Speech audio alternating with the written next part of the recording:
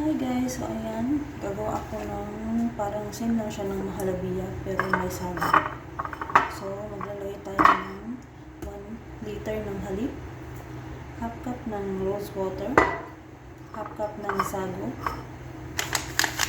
1 brimbet, and 1 gishta. Pero ang gishta mamaya na lang guys pag medyo tapos na siya. So first lagyan lang natin yung halip. Mix lang natin sa together guys. Saka natin i-on yung apoy.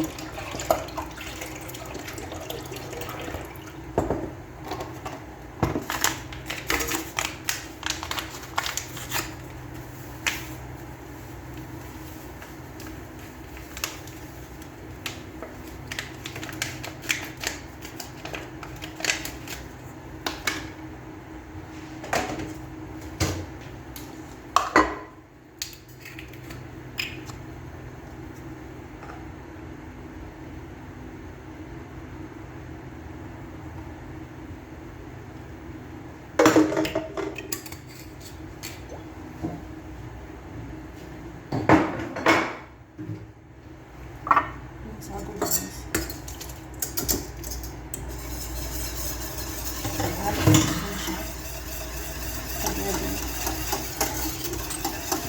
Tapos stirring lang siya guys hanggang sa medyo malapot na siya guys.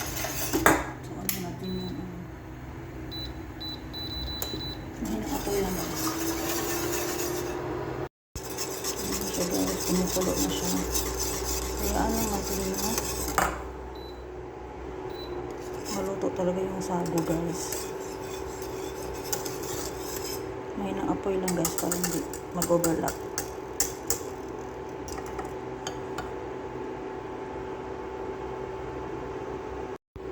Okay na siya guys. Lagyan na natin yung 1 can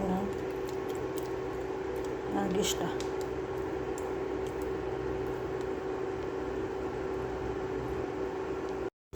And guys, nalagyan ko na siya.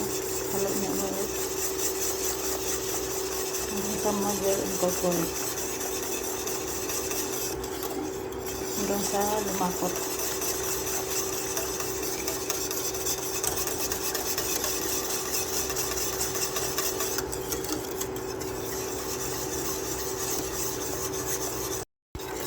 Ayan guys, okay na siya guys.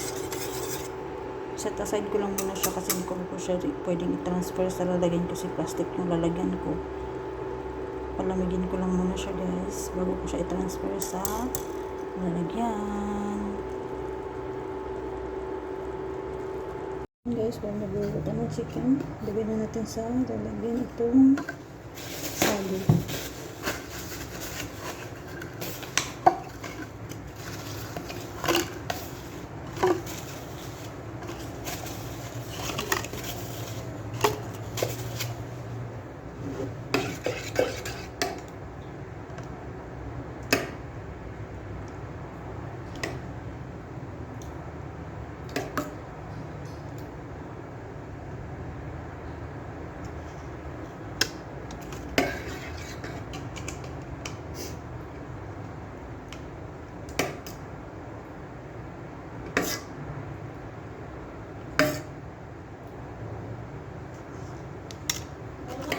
Yes. So, ito na siya guys. Lagyan ko lang siya ng flour sa ibabaw. Pwede rin maglagay kayo ng pistachio kung meron kayo. Pero ako wala akong available na pistachio. So, ito lang.